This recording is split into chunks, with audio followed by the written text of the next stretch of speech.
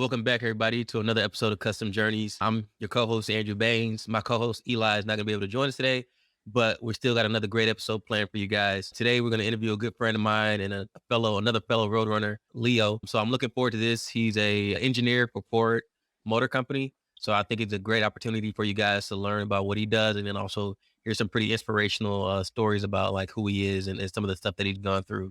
So let's go ahead and get into it. What's up, Leo? How you doing? Hey, what's up, Andrew? Good morning to you.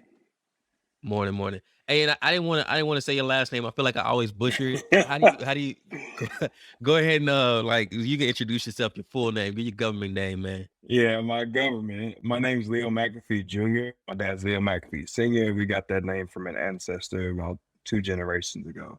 And actually, Oh, funny thing, I found out last year that my last name means Black Man of Peace, but it's like Irish, Scottish origin okay. on the name. All right. Yeah, that's dope. That's cool, man. Well, man, how'd you figure that out real quick? If you don't mind telling me like a Uh, quick story on it. So history is really big in my family, and my dad and I, before he passed last year, we talked a lot about just lineage and where we come from. And apparently, that the ancestor that name comes from, they were he was a black man from Ireland, Scotland area, and they came here in Yeah. the mid 1800s to Texas, and that's how Okay. that part of my family got here. Yeah, that's dope. That's dope. All right, cool. All right, man. Well, thanks for taking out time to join us today. I know you're a busy man, so I appreciate you taking time to come chop it up with me. Looking forward to it. So everybody else, I didn't say it earlier, but if you haven't already, please like, share, subscribe to both our YouTube channel and our social media channels. That really helps out with spreading the word and getting the message out there. Let's go ahead and jump into it, Leo. So, according to your LinkedIn and from talking to you earlier, your current role is a product environmental engineer at Ford Motor Company. And Yes. the unique thing about I think about that is that you're also located in San Antonio, and so most of the big auto manufacturers are up in the Michigan area. But tell me a little bit about your job currently and how you ended up in San Antonio. So I'll start most recently and go backwards, I guess. Yeah. So right now, like Andrew said, I work at Ford Motor Company. I'm a product environmental engineer, and I work with Ford and with the governing agencies, which are EPA and CARB, and sometimes international government agencies, to work on emissions, make sure every vehicle on the road meets the requirements for emission standards that are set by EPA and by CARB every year. Good thing though, since the late 70s, there's been a huge decrease in the amount of emissions. Even though the effects of our planet, they took a while to get here Mm. since the industrial age, but in automotive, there's been a lot of innovation and a lot of engineers like myself, like Andrew, that have made huge strides in the areas of emissions regulation. That's why you see so many electric cars, electric vehicles. Everybody has them now, as far as OEMs, automotive makers like Tesla or GM, Ford, Chrysler. They all have them now. So my role is to help in that process and make sure before a vehicle gets on the road, it meets the right requirements, and work with other engineers to figure out the best ways to decrease emissions more over time. Okay, dope. Yeah, that's interesting. I really got a few questions about that because I mean, you mentioned like Tesla and Ford, and I mean everybody's making a push to go more electric vehicles. So I'm curious, like, what does that mean for you and your job? Like, they're gonna try and phase y'all out and be like, yo, y'all don't have no emissions no more. Everything is electric or what? But we're gonna say that for later on. From talking to you earlier before we started recording, you were telling me a little bit about your history in high school and everything like that. So let's back up a little bit and talk about like your high school experience and like what made you get interested in STEM. Yeah, so well, I go to middle school, but I guess it starts in just my life in general. So I grew up in a small town in the country in Texas, close to Houston, and I was always What's the name outside. of it? El Campo, Texas.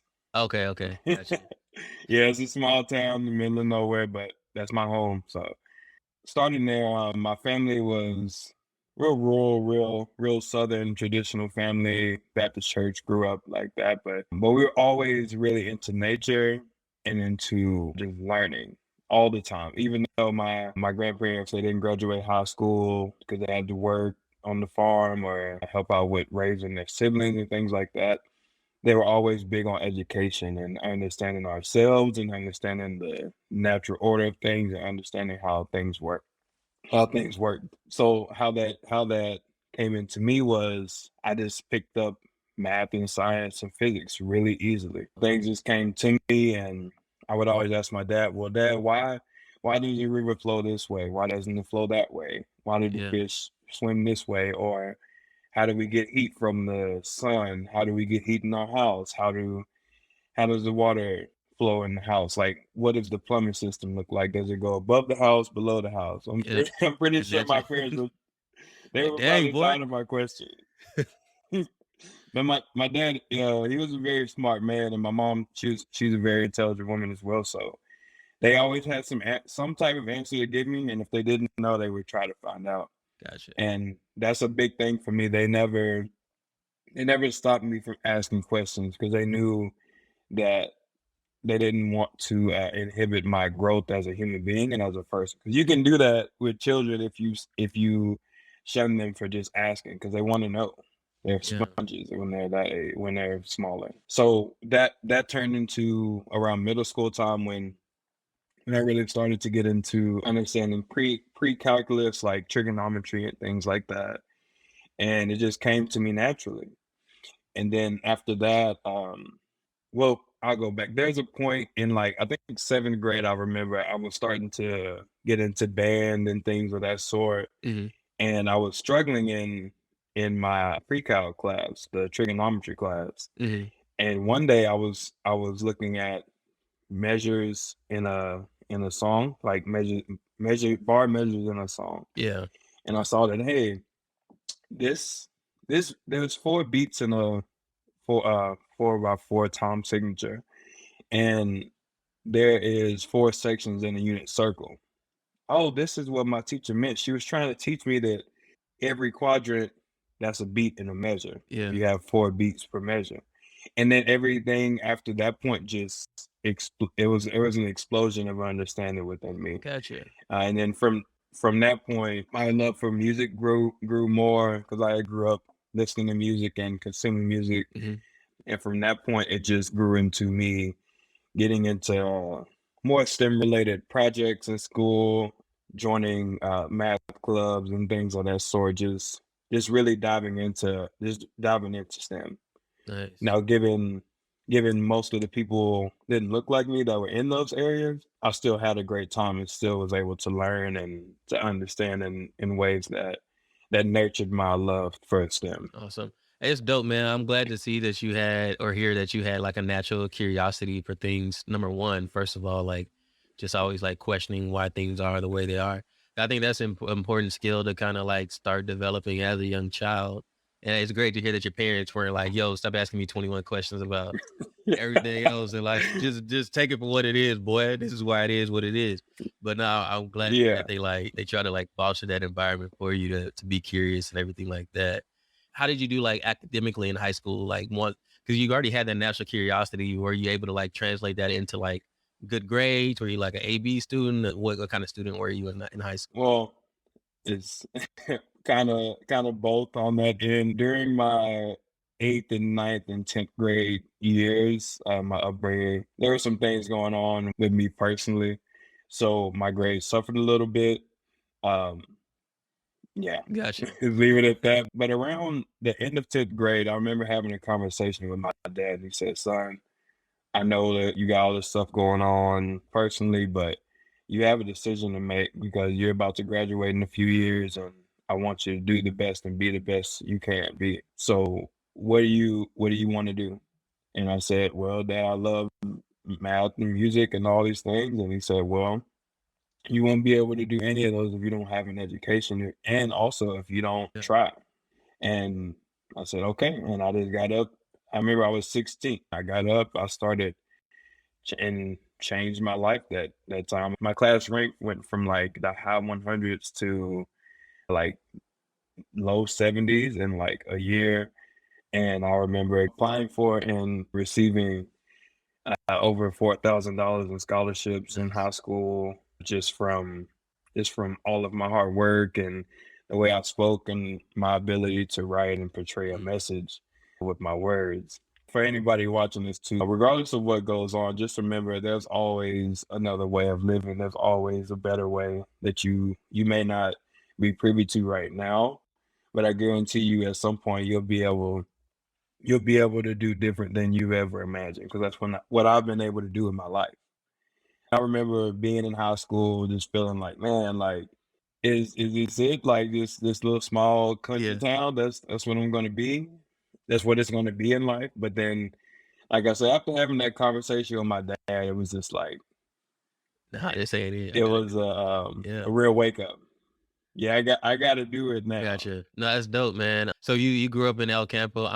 Somewhat familiar with El Campo since I'm here. My family is from like Warden and Hungerford and all that stuff. So I mean, I'm familiar with like those little Yeah. country towns. So you say your class rank was like high 100s and you got it down to like 70. All right, so is it like a pretty small class size of like 200 kids or like what? Yeah. Okay. I hope you wake your hands, but yeah, it's I graduated with I think two something, low twos. Okay. So I was near the end, but like I said, Yeah.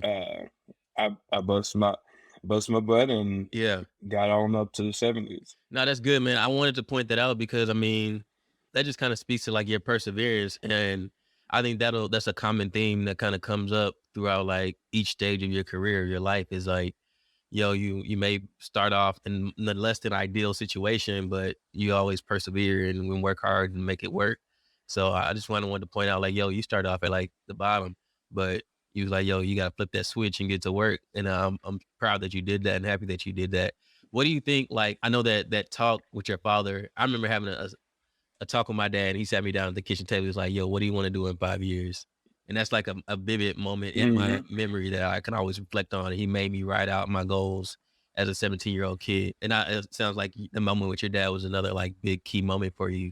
What steps or what did you start doing different though, like academically, that helped you go from like towards the bottom of the class ranking all the way, like making your way towards like the top 25, 50% of your class? Just in general, I just changed my mentality Gotcha. because the things that I had going on personally were really affecting me. And my dad saw it and my mom saw it, right? Because they talked to me all the time, but it was things they couldn't control, right? So what I did was first the mentality changed. And then I thought, well, I can do this. I will do Yeah. this.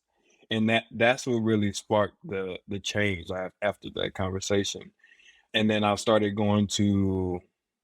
paying more attention in class, started writing more, started staying after class, started doing special projects, got more involved. I was in like five five different clubs by the time I graduated. I was on student council. I was a band section leader for all of the brass instruments in band, and I really took a liking to math and science and STEM in high school. So those classes I really honed in on and tried my best in. Gotcha. Okay, cool. You mentioned that you were able to get like, so you improve your class ranking and then you started applying for scholarships and you were able to get like four grand in scholarships. So like, what kind of scholarships were you applying to? 'Cause I know like the first scholarship I got was from my grandma's church. So I mean, it's hey, wherever the money's at, Yeah. that's where you gotta go get it. So I mean, was it something like just kind of community based scholarships, or were you able to find like big like oil and gas companies in the area, or what kind of scholarships did you find, and what helped you get those scholarships also? Oh man, it was just over 4,000 from my high school, from my town. Oh, okay, I'm gotcha. not counting different scholarships because I had another scholarship. It was like another 2,000 a year from GM. It was another one from what was it called? It was another organization I was a part of. I don't remember right now, but how I went about that process was just they had a in my school they had a book of all the scholarships that were available, right? Gotcha. And then they had all the requirements that were there. And I said, "Hey, I'm just gonna sit here every day and apply to every scholarship I can find because I know one, college is expensive, and two, I grew up very poor. I didn't my parents didn't have money to support me in school, and I wanted nothing less than to just get out and give myself the best opportunity. And I knew Gotcha. money was a big part of that, so I kept that in mind. So my guidance counselor Miss Baker, and I will love her forever. She helped me and so many other Black kids get out of El Campo. Shout out to Miss Baker. Yeah. She helped us with scholarships, with everything, and that was a huge part of how I got all the money. And then, like you said too, uh, the church scholarships. Yeah. Yeah, because in a small town, everybody knows everybody, especially all the Black folks in town. Like, and if you're a Black person in a small town, you're really trying to do something, people will get behind you and try to help you out most of the time. Yeah, man, the church always plays a big role, especially in the Black community, like of supporting the kids that are trying to do well. So I mean, I just wanted to point that out. So that's dope, man. I'm glad to hear that like you were able to like, turn your class ranking around and then also like get a bunch of scholarships to help you out with affording school. And that just speaks to your point, your dedication. You like, yo, I'm not gonna be stuck for lack of better words in this town, I'm trying to make it out of here and having the wisdom to know like, yo, you gotta get the money. That's one big part of it. So let's fast forward. I first met you the University of Texas San Antonio, UTSA. What made you decide to go to University of Texas San Antonio? And then what was your experience like at UTSA? Well, my senior year, I had applied to a lot of schools, and I got accepted to quite a few, but San Antonio just made the most sense as a city. One, because the engineering program was good, but then two, because I had relatives and still have relatives in San Antonio that I had grew up around that I knew that would visit El Campo or we would visit San Antonio. And I'm real big on community and on family. And I knew I would build my own, Mhm. but just starting off with family in the area was big for me. Instead of going to, because I got accepted to LSU and Michigan State and things like that. Nice. But it wouldn't, after living somewhere, because after graduation, I lived somewhere Yeah. else and I'll see how that was as an adult with just a job. It would have been completely different as an 18-year-old from a very small town, not having lived anywhere else. So it was a good judgment call on my parents' part because they really had a big say in that decision too. Not that they were forcing me anything, but they just made it. They just brought me back down to earth and said, "Hey, I know you want to go. I know you want to do all these things and travel and stuff, but baby Yeah. steps." Yeah. So I think I met you. Did I meet you freshman year or was it sophomore year? What year were you in? Yeah, yeah. It was in Miss Colorado's class, Okay, you were a freshman though? Miss Susan Colorado. Yeah, I was a freshman. Okay, dope, dope, dope. All right, perfect. So let's talk about that, man. So a quick story. I met Leo. I think I was like maybe a junior or a senior. I don't know. It's blurry, man. Time is flying by. But anyway, I was doing a peer leader program where like the upperclassmen basically they kind of mentor like incoming freshman students. And I had a class that I was assigned to a class of undergraduate engineers. And Leo actually wasn't in the class, but one of your teachers, Susan Colorado, she kind of ran the peer leader mentoring program, and she was like, "Yo, I got a student in my class. He wants to be an engineer." Were you undecided at that point in terms of like your actual major? I was undecided which discipline of engineering I wanted to go into. Gotcha. So yeah, so I think that's kind of she was like, "Yo, he's undecided, but he's saying he want to do engineering. Can you kind of talk to him about it?" I don't know what kind of motivated her to do that. I don't know if I was the only engineer or she thought we would relate to each other or what. But I'm glad she did it. I think it was a good idea. So I Mhm. remember like going to your class and just kind of talking to the class in general.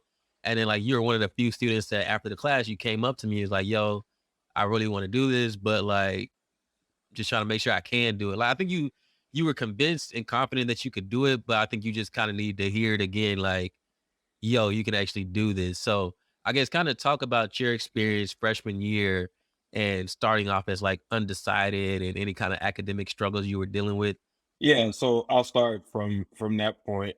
So in that class, I was still in a big huge culture shock being around that many people all the time. There was probably more people on campus at one time than there were in my whole town.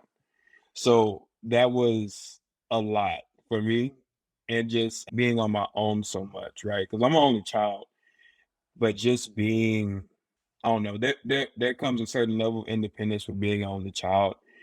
And also, I was taught about the importance of community. And that was the first time in my life that I had been without the huge community of cousins and mentors and the church and all that stuff. So all of that was relatively difficult at the beginning, but I'm real big on my faith and I'm real big into believing that we are where we're supposed to be and there's no mistakes that are made.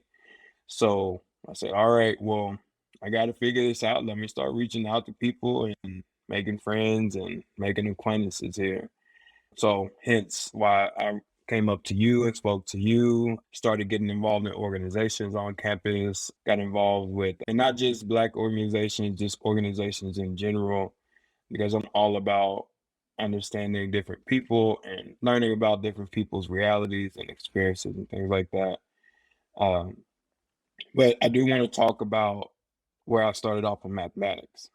Yeah, Uh, yeah. Let's do that. so yeah, so because that's a big thing that kind of had me I just felt a way about it for a little bit, but it ended up working out correctly. So on my SATs and ACTs, I didn't score high enough to start in algebra, algebra for engineers at UTSA. So I had to start off at intermediate algebra, and that's the lowest of the low, just the base level mathematics course. So do you even get like a And college credit for that class, or is it just like, yo, you just got to take it? Like it doesn't really count for nothing, basically, right? yeah, basically it's just pass fail Gotcha. because it was a prerequisite to get into the algebra for engineers. Gotcha. And it was a very humbling moment because when I graduated high school, I was on top of my game. I was a senior. I was all these people were believing in me and they telling me that I was great and gonna be great and all these things, which a lot of us from small towns, the ones that do leave, that's usually the sentiment, right? But right back down to the bottom again, which we need sometimes, right? Because you don't want to become arrogant. You don't want to become arrogant because you'll fall at some point and then yeah, just just it won't work out well. So I went to intermediate algebra, worked my way through and I learned I had to relearn basics of mathematics in a way that I hadn't learned in high school. And then after that, that ended up working out well for me because I was very well equipped to do well in every other math class after that because I started off with fractions and with algebra and just basic all the PEMDAS materials, all the fraction materials, which if you don't have that basic structure and Hmm. foundation in mathematics, nothing else is going to make sense because everything else builds on top of those basic algebraic principles.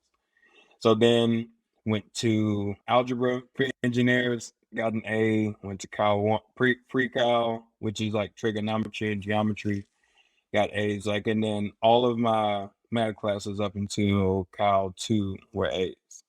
And at this point I had worked myself up to get well, the first semester I had got a 4.0 GPA. Nice. And then after that, I got into the honors college, and by the end of the first year, I had a 3.8 GPA and I was in the honors college. And to have that much growth in a year was so satisfying for me. And I really felt like I had did something.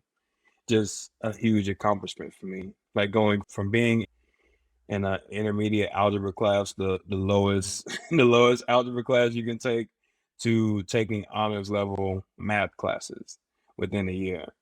And then everything else just built on top of Yeah. that. And I had my struggles in college, like just like everyone else has, like having to work at multiple jobs while going to school. I worked overnight at HEB. I worked at Sherwin Williams. I worked on at the campus rec. Worked a Hustling. worked a bunch of different Hey, all jobs. right. Yeah, this has while in like at least three organizations every Yeah. semester. After my second year, I was on the exec board for every organization I was in. I was part of a fraternity, Sigma Lambda Beta. I was part of Black Student Union. I was part of Student Leadership Center. I was part of NESB. I'm part of the founders of the chapter at UTSA because the chapter had died out, so we had to reestablish it there. I was part of a new organization that the College of Business and the engineering school created, which was called the Texas Energy Expo. I was a liaison between departments and for the College of Engineering and with Yeah. I companies. was part of that back in the. Oh yeah, yeah, you were. Yeah, so it was. Yeah, I was very busy, very involved, and I would say I really loved it because I had all this potential and and I was really expressing myself in a way that worked for Nice. me. And didn't have to hide any pieces of myself. I was able to be myself genuinely in every environment that I was in, and that's a real Yeah. blessing. Hey man, that's let's go back to that math story real quick. 'Cause that's I don't think a lot of people understand like how important that is. So typically, like when you apply to Yeah. colleges to be an engineer, they want you to come in majoring in calculus. But you were like, hey, you had to start with intermediate algebra. Then you said what algebra and then pre-cal before you could even get to cal. So I mean, Yeah, that's so it's three yeah. courses that you got to take. And a lot of people they'd be like discouraged and be like, you know what, I'm not gonna waste my time doing it. I'm just gonna major in something else where I don't have to like start from the bottom. Mhm. What got you through that? Like, what made you decide, like, yo, I'm still gonna go ahead and do this? And how were you able to be so successful? I have a healthy amount of stubbornness when it comes to things because for me, I knew what I loved doing, right? Which was math and physics and science and all like everything to do about STEM. Yeah, And in my mind, I wasn't going to allow the fact that I had to start at this point to derail me from what I knew was going to be what I wanted to do in the long run. Because I was looking at the end goal and the bigger picture, and I said, "Well, this is just part of it." Because I'm starting here for all the reasons that I am. That's fine, but yeah, I got to start here, and then I continue to go, and I continue to prove to myself, not to anyone else, because nobody else's opinion is important, but mine. yeah, Because at the end of the day, I deal with me. I am me. It's me that's gonna be staying up late night studying and yep, working jobs and messing up and not getting things right and not understanding and having to go to tutors and office hours and studying and repeating and figuring things out. Like that's I'm gonna have to do that. But I but to me, the end justifies the means. And it did. Because now I can tutor math, and I do tutor math for students and for grown people. I've tutored people at my church back home all right, and my own parents in math and things like that. But back to what we were saying, it was my stubbornness and my adherence to my own goals that I had that really kept me going through that. nice, nice, nice. Yeah. So even after you started like catching up on your math and doing calculus, calculus two, and so on and so forth, there were still other instances where like you had to like take your time, get the tutoring and stuff like that. And I know we talked about like dynamics offline, right? And like the struggles. Can you kind of tell that story of like your dynamics class? Because dynamics is a tough class, but can you kind of tell the Oh story yeah, of that? I think I was like a junior, so I had 2014 was the year I took dynamics every semester. I took it in the spring, I took it in the summer, and I took it in the fall. You got the year And memorized, man. That's how you know it was rough. yeah, oh man, 2014 was the year. Uh, but 2014, so I took dynamics the first time, and it was with the hardest professor we have on campus. Like majority of people failed dynamics that semester, Who so I taught didn't it? feel as bad as Simonis. Oh, okay. Yeah, that makes sense. All right, keep going, keep going. um, but then there was a professor that so I took it in the spring, took it in the summer, Yeah, didn't pass either time. gotcha. But then in the fall, I was told that if I didn't pass dynamics this time, I would not no longer be in the College of Engineering. Wow. And I said, okay, something's got to change because I'm doing I'm doing well in all my other classes except this one. Yeah, So something has to change, right? So sat down, prayed about it, changed what I was doing, took a little less responsibility in organizations, changed my positions up, and said, all right, I have to pass this class. Everything else is secondary mhm, to my education. So, and the people around me understood it, and I just hunkered down and passed the class. And throughout that semester, I was in that professor's office hours every week saying, hey, I just want to understand yeah, this. I just need to pass this class so I can move forward. Thankfully, at the end of the semester, I did pass the class with a B on that last time. All right, nice. And I think that step of like taking the office hours every week, like that even showed the professor, like, yo, let's say you had like a 69 and you need a 70 at the end of the semester. I don't doubt that they would give you that extra point. Mhm. You like, yo, he here every day, bro.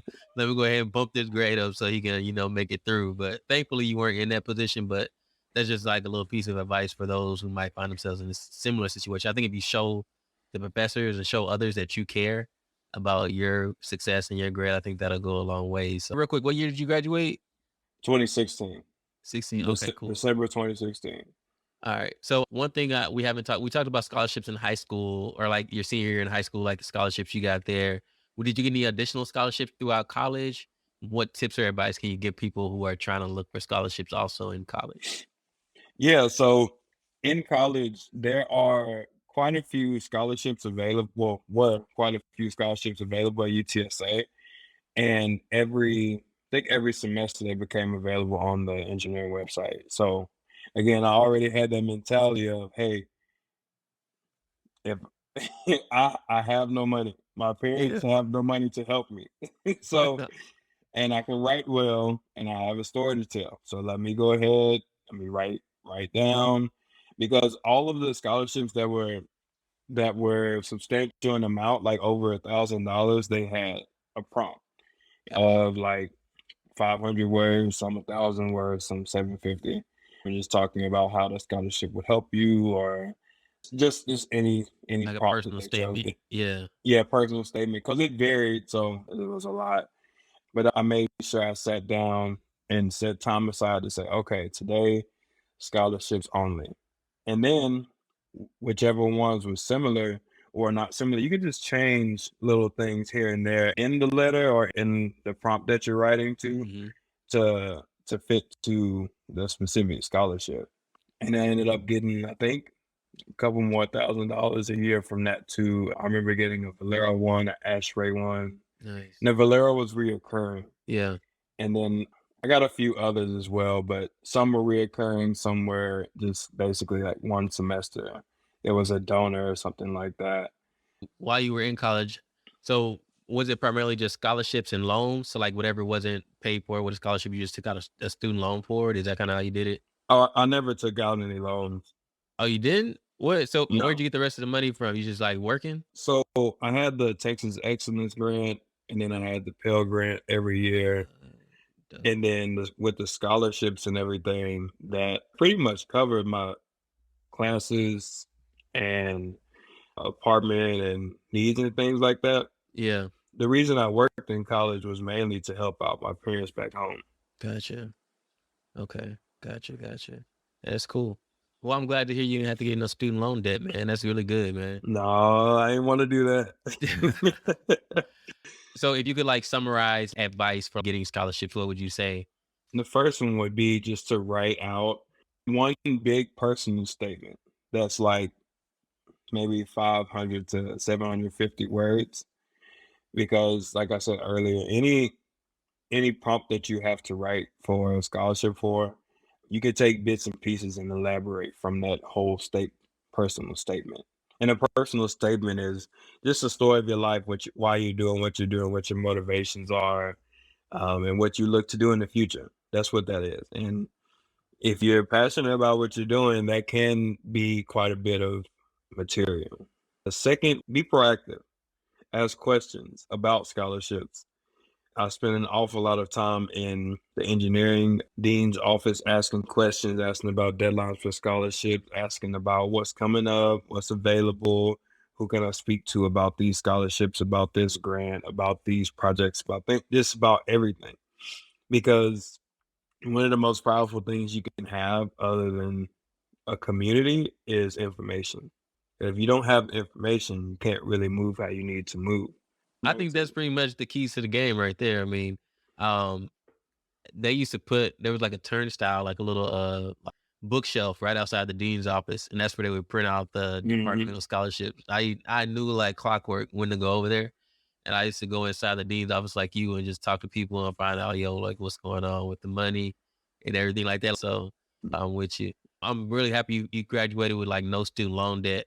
So all that money you start making once you graduate, man, you was able to make a good piece of change. But we're gonna get into that. So let's talk about like right before you graduated, how you got your first job at General Motors. But yeah, so tell me that story of like how you got your first job at GM. Yeah, so I had 2 internships in undergrad, which helped me with this, so I wanted to precursor with that.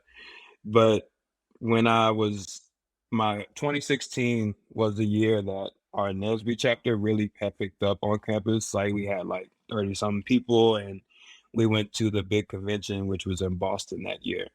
And I knew that I did not want to go back to El Campo. I didn't want to work in the oil field. I didn't want to do all that. So I said, okay, I'm going to this conference and I'm talking to everybody here. I need some opportunities. Yeah, So we went to the convention and I talked to quite a few companies and some of them had job offers, but they wanted to offer me on the spot. But I didn't graduate until December of 2016 and the convention was March of 2016. gotcha. And I had already before I went to the convention, I had a internship for the summer of 2016 lined up already, Okay. and I had, committed to it. But I did talk to GM and Ford actually at the time. Ford wasn't as receptive at the time, but I remember I talked to GM on the last day of the conference, and there was only one person of the convention, there was only one person there. And I talked to her and she said, "Hey, well, we're booked up for the fall already, but I'll be in touch with you for when you graduate, and we can see what we can set up for you." And I said, "All right, ma'am, thank you." I talked to her, gave her a resume, went on about my business, Yeah. and then went to my internship, came back to Texas, and then around August of that year, I got a call from her, and I said, The "Oh, recruiter at okay, GM. well." Yeah, the same lady that called me from the Nestle conference. So she called me, talked to her, set up interviews during the semester, and it went very slow. They usually how it happens in a bigger company in the beginning stages anyway, like the phone screening and the Yeah. initial interview. But then they invited me out to an in-person interview to Detroit out in Detroit in November. I think it was around this time that they had sent the email, yeah. So I went up there at the end of November, like it was right after Thanksgiving. Went up there, interview, was in the snow for the first time like that. It was in Detroit for the first time, and I didn't even know that that was gonna be my home in a few months, but Yeah. but at the time, I went and drove cars and did the whole interview experience and, rocked the interview and came on back home, and then the next day, they called me and offered me a position, and at that point, it was a really satisfying day. I'll never forget. I think it was November 28th or 29th of 2016 because everything that we've talked about so far, all the culmination of everything and all my hard work had came to fruition. Mm, Because it wasn't so much of, "Oh, like, this big company's giving me a job and all that," like, no, it was more so, "Hey, somebody believes enough in my skills and in my knowledge and my understanding and my personality and my ability to lead enough to give me an opportunity to be a part of this program." And it wasn't just for me, it was for everybody that had came before me as well, because my family had always been my men and women actually had been mechanics and had cars and had Cadillacs and and Chevrolet trucks and all that, but nobody had ever actually worked for the company to that on the engineering side to produce the yeah. vehicles, right? So it was a huge milestone for me, just to be able to take that next step that the people before me provided the opportunity for me to do. Because without everything they had been through, they had taught me, I would have never had the opportunity to be in the position to work at GM. So it was, and it was. And even at graduation, I was calm and excited at the same time, and emotions all over the place because I really had secured a job before Yeah, graduation, yeah. and I knew I was going to graduate with honors, with no debt, and first in my nuclear family with a mechanical engineering degree. That's huge for me and for my family and for my community back home.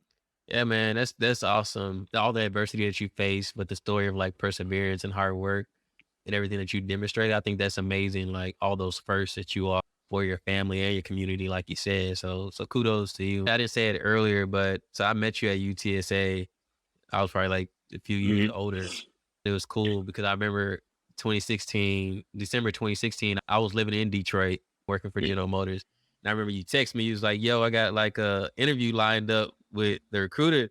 I was like, what? I was like, this is dope, man. I was like, you got to come up here. So it was like, it's not like I had a part in it, but I was just so proud to see like, yo, like this kid that I met when he was like 18 or whatever. And he was like, yo, I'm trying to figure out how I can Mhm. do this and make it work. Like seeing you go from that to like you were about to be at one of the best auto manufacturers in the world. Like it was like, yo, this is like really dope. Like from the outside looking in, like seeing like how much perseverance you had and how much you overcome. So, yo, man, I was like hella excited. So I was like, yo, this is dope. This is really cool. So it sounds like Nesby and the networking really had a big impact on you getting that first job. um, are there any other tips or suggestions that you could provide for people? Obviously, going to conferences and networking is a big one. Are there any other tips and recommendations you can give to people for trying to land that first job out of college? Don't be afraid of rejection Okay. is the biggest thing because I spoke about the career fairs, right? But there are people that didn't even give me the time of day or pay attention or just weren't receptive to what I was saying.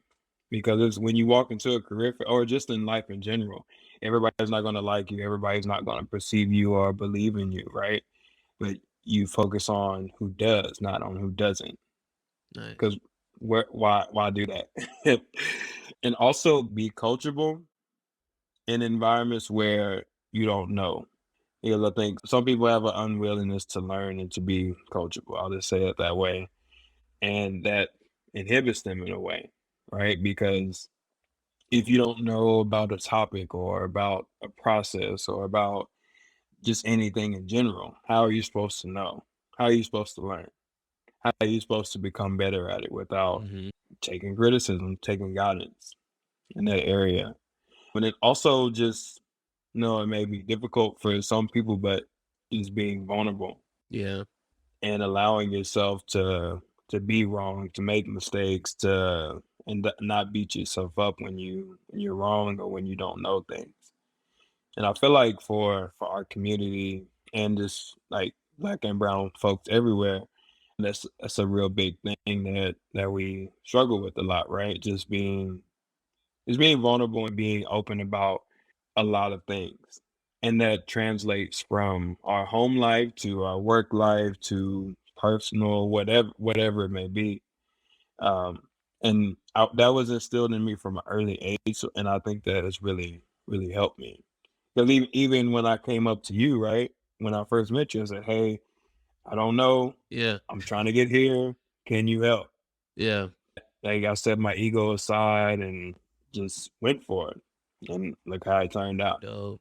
Yeah, it's all great advice, man. I mean, a lot of people don't think about like how many no's you have to go through before you hear yes. Like Mhm. for every great opportunity that we get, a lot of times you gotta go through dozens or hundreds of no's before you get there. So it's not always gonna be like like you said, you can't just focus on the people that say no. You focus on the people that say yes. So it's all great advice. And I noticed like with you, it seems like the mental component is like a really big thing, like knowing who you are and Mhm. like how you prepare your mindset and things like that. We're gonna get into that a little bit later on.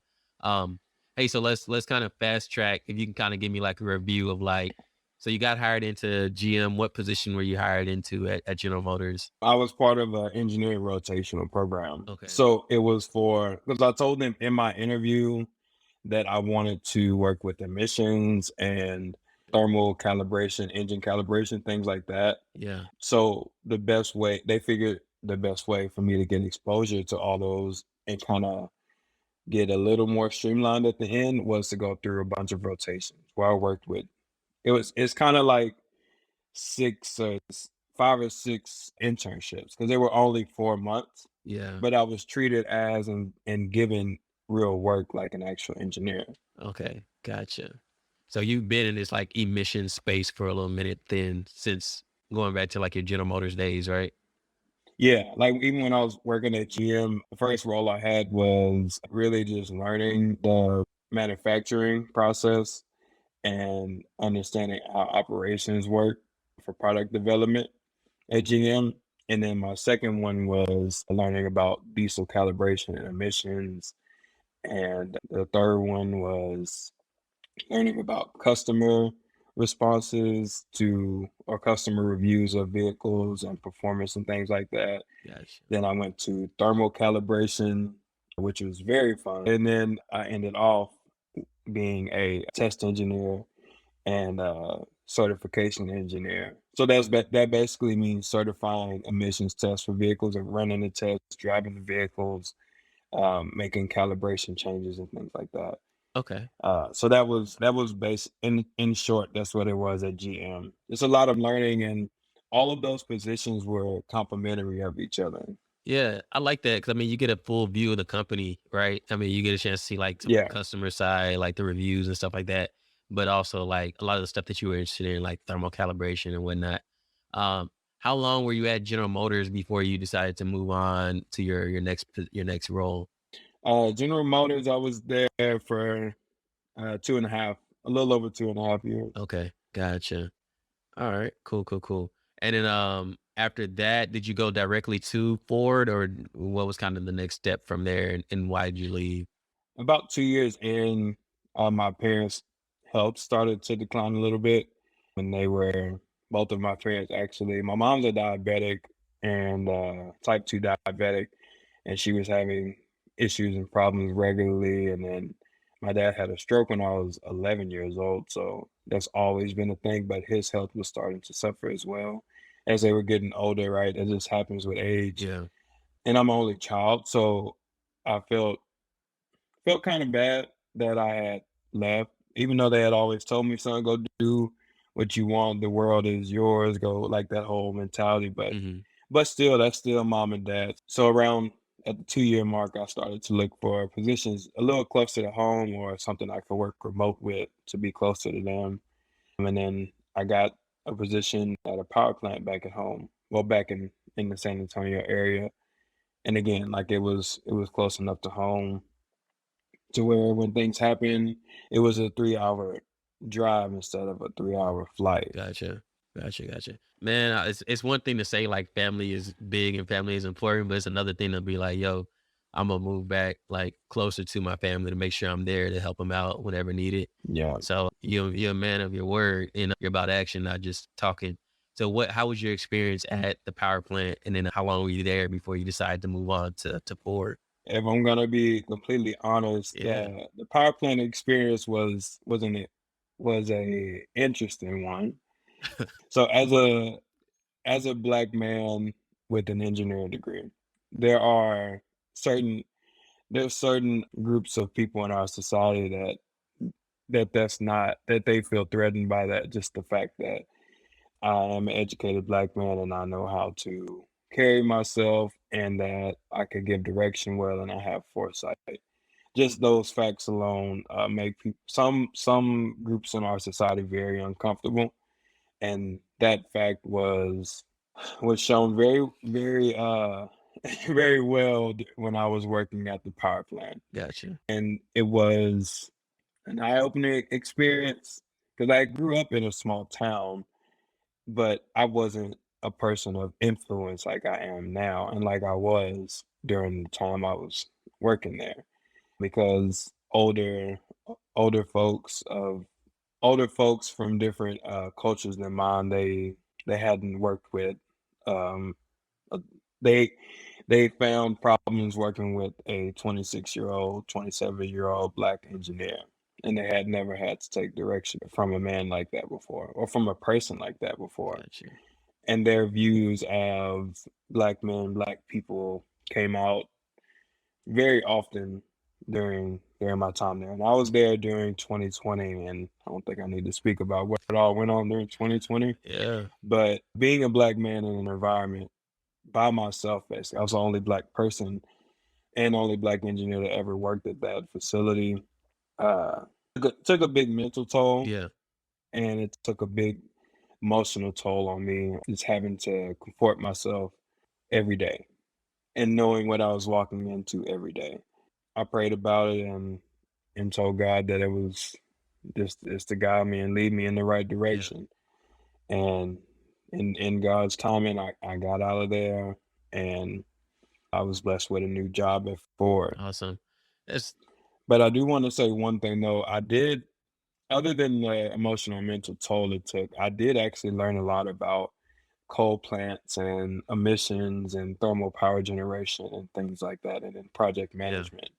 I don't want to speak about that role without speaking about all aspects of it because I did, regardless of whatever else went on, the opportunities for engineering were great there.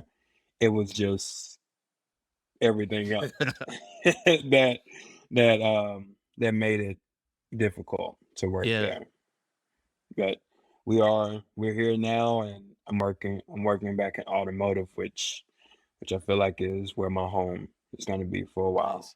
Yeah, no, it seems like you starting to carve out your niche in automotive industry. I'm glad you did mention like some of that. Like, it sounds like it was a toxic work environment, and I'm glad that you kind of spoke to whether it was like racism or I don't know what, like on the scale of like extreme racism to like, it's like microaggressions or whatever the case may be. But I'm glad you kind of All that yeah, and so I'm more. I'm glad you, like, spoke about that and the toll that it kinda took on you, but not only that, but, like, looking for a new environment, because I don't think that's up to you to, like, completely change the whole culture of a company as one lone black person there, but also on the flip side, I'm glad that you also mentioned that it was, like, good and bad, even from the work itself, like the project management and stuff like that. I think there's always something good that you can take out of every situation. But I am glad that you like were able to like find a better opportunity where it wasn't like stressful. Cause that's not something somebody should have to do is like go to work and explain and like dispel stereotypes that people have. I don't think that's like my responsibility or your responsibility to like go preach and do everything like that on a daily basis. But um No, it's not. And it's something I had to deal with. And like I said, we don't have to get into context, but 2020 made that a lot more difficult. yeah, yeah, yeah. Uh, so, but anyway, we're out of there. Mm. I'm out of there now, and I took what I learned and we're on to better things. What's your official title again? I'm trying to pull it up. Product environmental engineer. Okay, in that current role, you're like overseeing emissions testing and everything like that. One question I'm curious Yeah. about in terms of like your current role, is this role going to go away? Because like right now you're doing like emissions testing and stuff like that or certifications.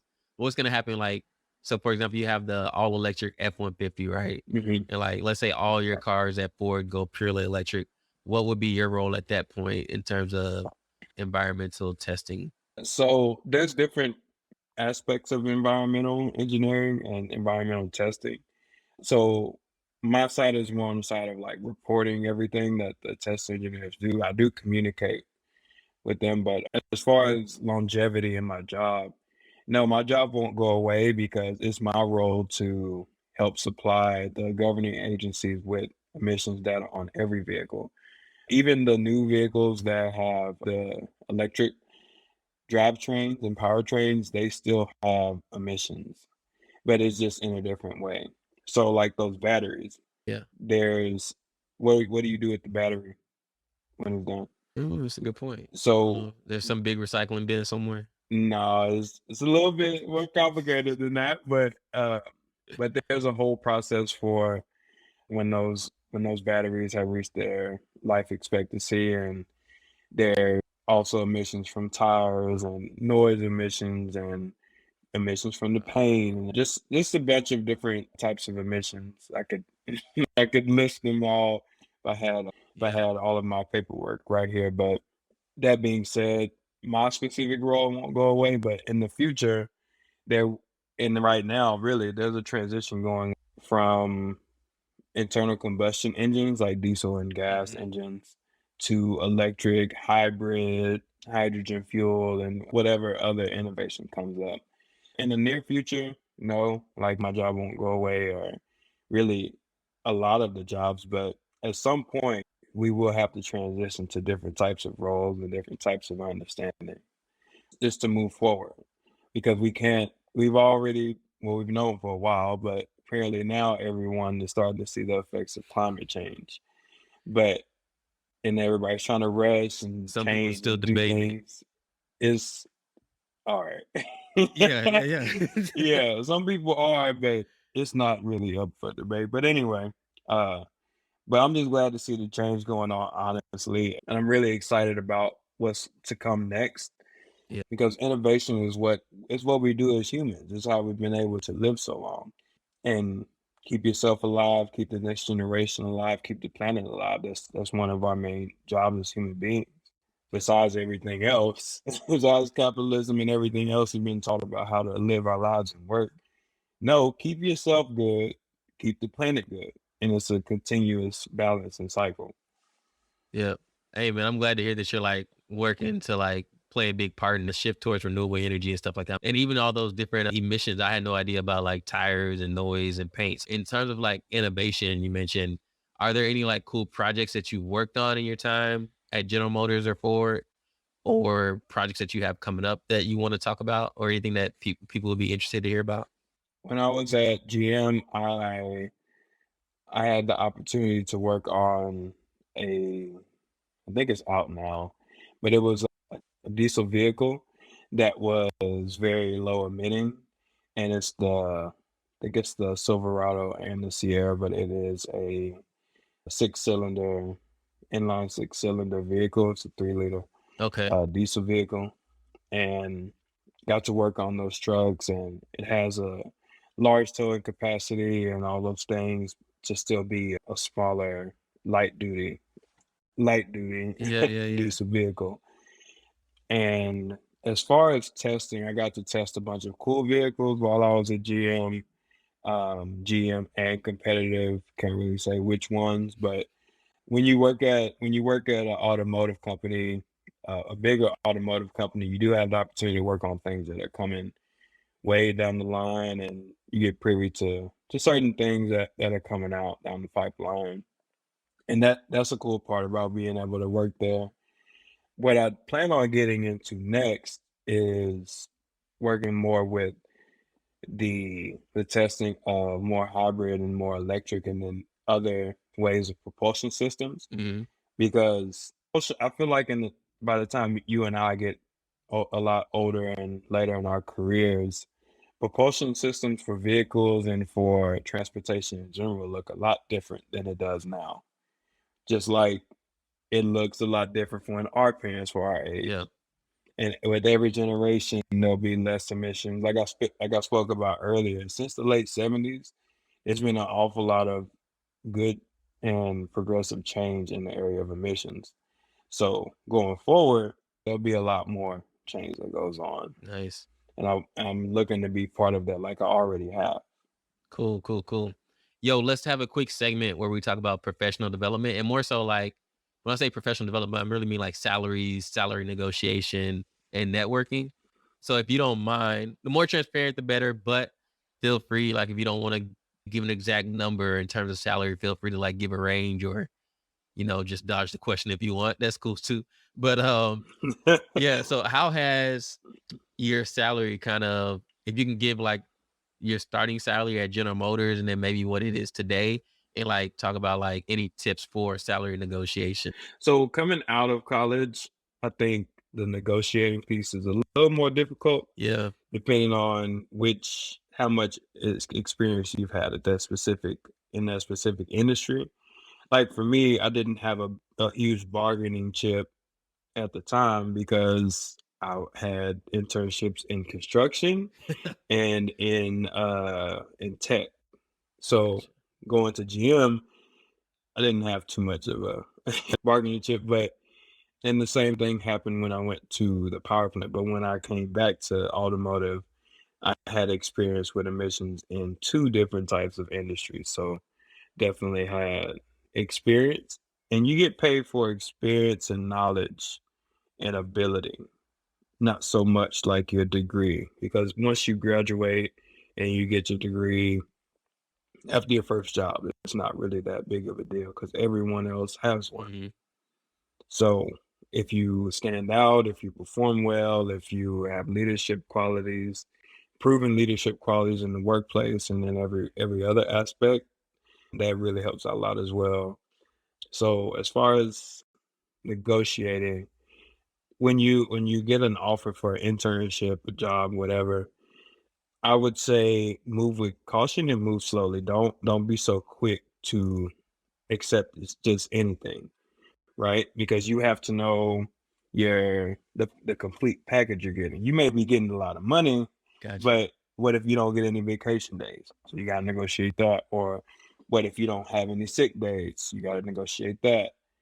It's not all about just it's not just about salary, if Yeah. that makes any So sense. look at the whole picture, like Yeah, and then what salary, about signing bonus. 401k?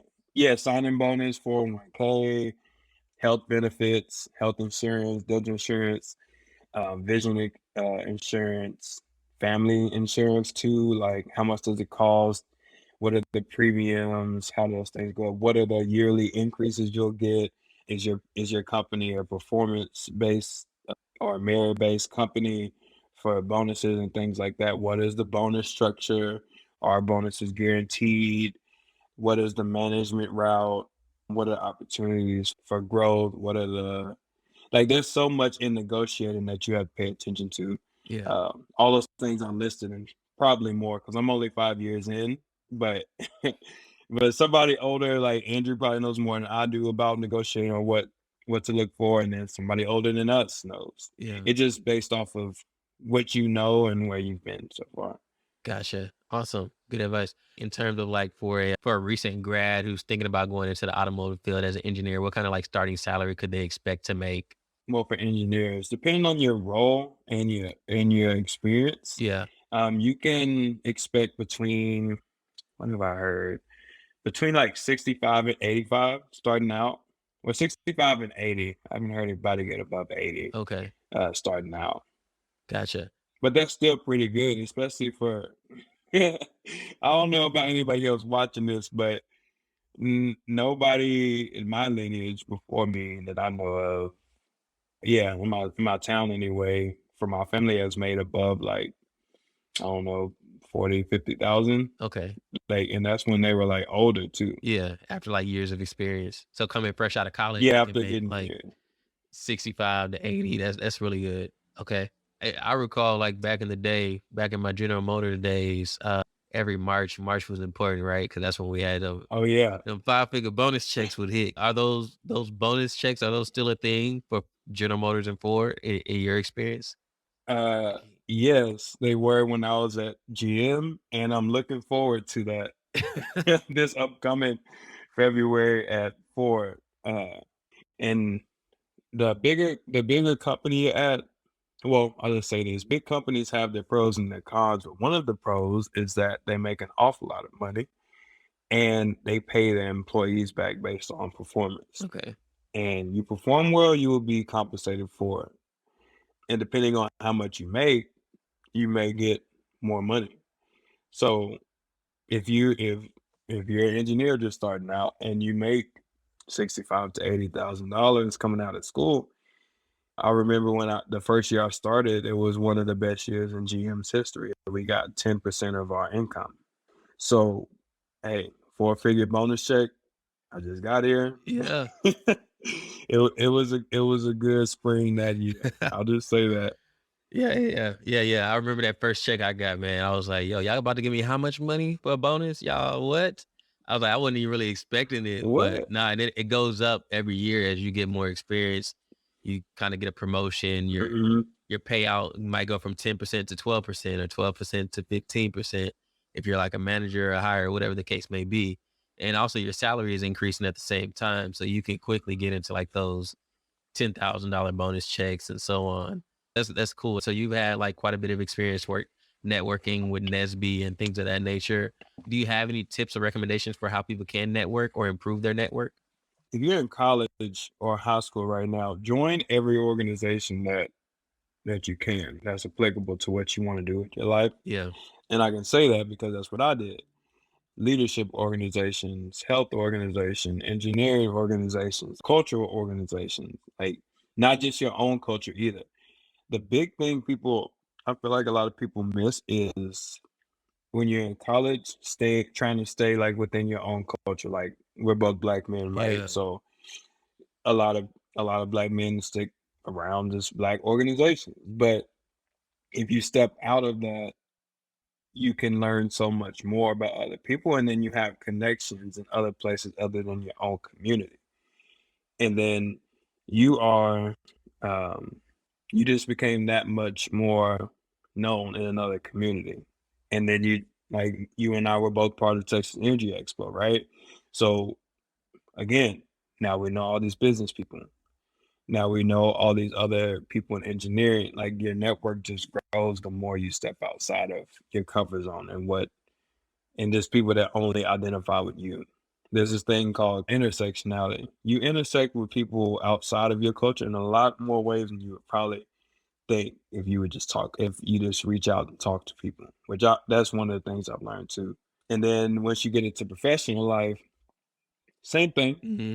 Uh, like for example, at Ford, they have all these different organizations for the LGBTQIA plus community. They have black organizations. They have indigenous organizations. They have Hispanic like for everyone. There's an organization. Gotcha. So reaching out to those, becoming a part of those groups, and just listening and understanding and becoming a part of everything in whatever capacity you can. Gotcha. No, that's great advice, man. 'Cause I mean, yeah, I know a lot of times when you get to college, it is a culture shock still for a lot of people, and so getting outside of your shell and meeting people and talking to people, that's the only way you're gonna grow. Last question for like the professional development section. You don't have to give your salary if you don't want to, but I like if you could talk about like the lifestyle that comes with being a STEM professional, right? So like you said about like your childhood, you kind of grew up in disadvantaged situation financially, but now you're a STEM professional engineer. You have like 4 or 5 years of experience, so you can kind of get a higher salary. What opportunities has it provided you by being a engineer, from like a financial standpoint, personally, like travel or anything like that, and then also like maybe family or just having fun, like from a financial standpoint, what are the advantages of being an engineer? Before I speak, I will say be careful. Gotcha. um, because I was always taught to be mindful with money and finances and things. Mind you, I was 23 when I graduated, started working at GM, and growing up how I grew up, and then being broke in college, and then all of a sudden, within a span of like 2 months, I went from no money to complete salary. Yeah. So that was a shock too in the transition. But what I did do is I sat down and I said, okay, well, I don't have any student debt. I have no kids. I have no wife or a significant other. But I said, well, what do you want to do? And I just started traveling and going on flights and things, going to destinations. I traveled everywhere in the Midwest. There wasn't a weekend where my friends and we didn't go either to like fly somewhere, fly to the South, fly to Texas, fly to Florida, Georgia, wherever we wanted to go. And it felt so free and liberating because I didn't grow up with that reality. My reality shifted because like I said, I didn't grow up around people that made a lot of money. And it was penny pinching or just making ends meet, really. Yeah. But I didn't have to live that life anymore. During that whole year of traveling and getting accustomed to living the life I was living now, I was also saving at the same time because I knew I wanted to retire my mom because she had been working since she was like 14, 15, help out the family and stuff. Hmm. And she helped so many people. And I just wanted to retire because it was time for her. So 2018, I was 24 and my mom was 50 something, 50. Yeah. That's She cool. was 50, late 50s. Yeah. So Yeah. I retired her before she was 60. That's dope. And that was a big milestone for me too. because being able to do that at such a young age, Yeah, and now my mom can just live and talk on the phone and travel. If there's one thing my mom could do and be content is just talk on the phone, travel, and try some new food. That should be content. that's cool, man. That's amazing being able to retire your mom. That's like I can only imagine the amazing feeling that is. I'm glad you mentioned that because some kids somewhere may be in a similar situation that you started off in, like financially. They're maybe Mhm. low income or poor community. But hey, if they look at STEM as a potential opportunity, the amount of doors financially and opportunity wise that become open, it's like really great. And I just wanted people to hear from you, somebody who's lived it and now they've had experience to travel all over the world and retire the people that they love and care about. That's amazing. One last or second to last question, what piece of advice would you give to that kid? Like, well, maybe they're if think about yourself, like maybe I don't know what, like 10 years ago, or when you were in high school, and you're like, yo, some kid is looking at the situation like, yo, I got to do what? I got to start off an intermediate algebra if I want to be an engineer. Like, I'm not about to do that. Like, what advice would you give to that kid that's like, yo, I want to do this, I want to be an engineer, but I got to start from ground zero. I got to start from where? What piece of advice would you give to them, him or her? I would say to them that don't let your ego and what you see other people doing control your life. Take a step back and really sit with yourself and understand, like, okay, I want to do XYZ, and this is what I'm going to have to do to get there. And it's going to take time, and the things that are worthy take time. So don't don't try to rush things. Don't try to do more than you can at one time. Because there was times when I thought like, oh man, like I gotta start all the way down here Yeah. and engineering's gonna take 7 years to finish. But it didn't take that long. But I don't wanna paint a rosy colored picture either. I did struggle and I did have to learn and figure things out and make mistakes. From 2011 to 2014, I was in school every semester. I didn't take any time off. I was in summer school. I was in taking 4 classes. In the summer of 2014, I took 2 classes at the same time. 2 engineering no, 3. Yeah, 3 engineering classes at the same Gotcha. time. Wherever you start is where you start, right? Like, we all gotta start from somewhere. Everybody has started from Mhm. somewhere, regardless of what they look like now, where they're at now, how much money they got, what they have in life. They started from somewhere, and their starting point may be different for yours, maybe lower than where you're starting from. But is understand that where you start is not where you have to finish. Even for that matter, where you even going. Nice. I love it. I love it. I love it. I love it. All right, cool. Um, hey man, I lied. I said that was the second to last question. Okay, this is legit. This is legit. Okay, cool. We're coming up on the hour and a half mark. This is legit second to last question.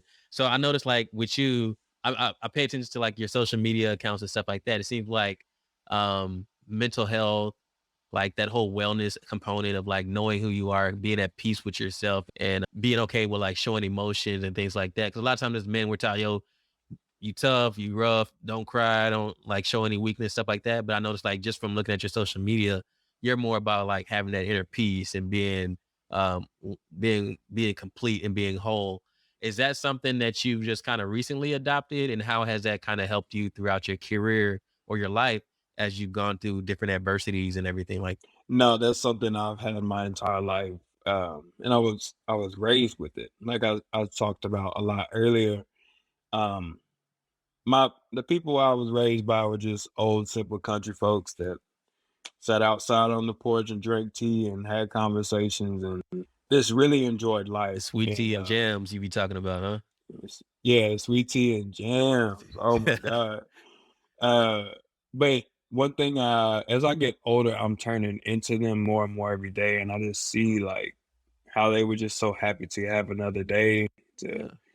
get up, love, and praise God, and just exist.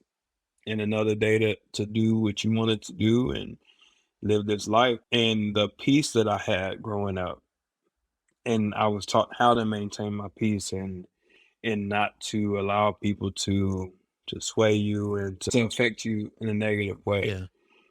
And I've always kept that. So yeah, to answer long way of answering your question, but It's always been a thing, but I just feel like I need to say so much more now. And to connect it to my career, that's always helped me with communicating with people. Because before I even talk, I listen. I ask a question Yeah. and I listen. And then I speak and I hold space and I allow people to just speak. It's something I picked up a couple of years ago, but it's insane that we all are connected. We all are one. So we see pieces of ourselves in everyone and everything. So we all are love. God is love. We all have God within us. Like those type of sentiments, those help me just be able to speak and communicate with people the way I Nice, do. nice. Yeah, man, that's deep. I think it's great that you're like using your being more vocal now about like trying to plant those seeds. So those seeds that your mom and dad planted in you, they're producing fruit. Now it's your turn to kind of like pass it on to like the next people. So I'm glad to see you doing that. And I just encourage you to keep doing that and keep that mindset. 'Cause I think it's really needed. Um, Oh yeah, for sure. Last question. Yeah, this one's legit. The last All question. right. I'm already over time. All right. So this is what Eli calls the infinity gauntlet question. This is like his go-to question, but he's not here today. All right. So I'm gonna take it on. So the last question is, if you had an infinity gauntlet at the snap of your finger, what would you change to help encourage or to help get more Black and Latinos to pursue STEM? Yeah. I would snap and change the mentality and ideology of a lot of people that a lot of people in our communities have, that it's not cool to be intelligent or show your intelligence or show your or just show that you are interested in math and STEM and everything in that area. Because I feel like there's a transition going on for sure, right? Like us. Like we're the very Mhm. reason we're on here, right? You and I are Black engineers. But I feel like that transition is gonna be a slow one because it's a cultural like and it's an ideology that we don't do these things. So that would be the thing I would change. That's a unique answer. I like that though, because it is a. I think mentality is the biggest thing that's gonna like prevent some people from being successful, regardless if they're doing STEM or not. So I think if you could just, from with the snap of your fingers, change everybody's mentality to like to understand the significance and the importance of this, that'd be great. Cool, man. I don't want to hold you up any longer. You've been on here almost an hour and 40 minutes, and I appreciate it. I told you an hour and a half. So I'm gonna have to definitely edit this one down. But yo, I appreciate you coming on, man. Is there anything that you want to say before we close it out? Yeah, just to anybody watching, just give yourself some grace today and every other day, and be nice with yourself, be patient with yourself, because regardless of what anybody else's life looks like, we're all trying to figure this thing out. People can take the prettiest pictures, have the most well articulated words, and have the most money or whatever, but everybody goes through things and everybody's a human being trying to figure things out. So remember that and be gracious with yourself. No, I appreciate that. Don't fall for the okey doke on the IG, you know. Mm-mm, don't Um, do it. yeah, yeah, yeah. All right, man. I appreciate you, Leo, once again, man. I'm really proud of you and all the things you've accomplished, and I look forward to like everything else that you're gonna continue to accomplish. So keep up the good work, man, and making a difference in this world and in your community. So thanks again.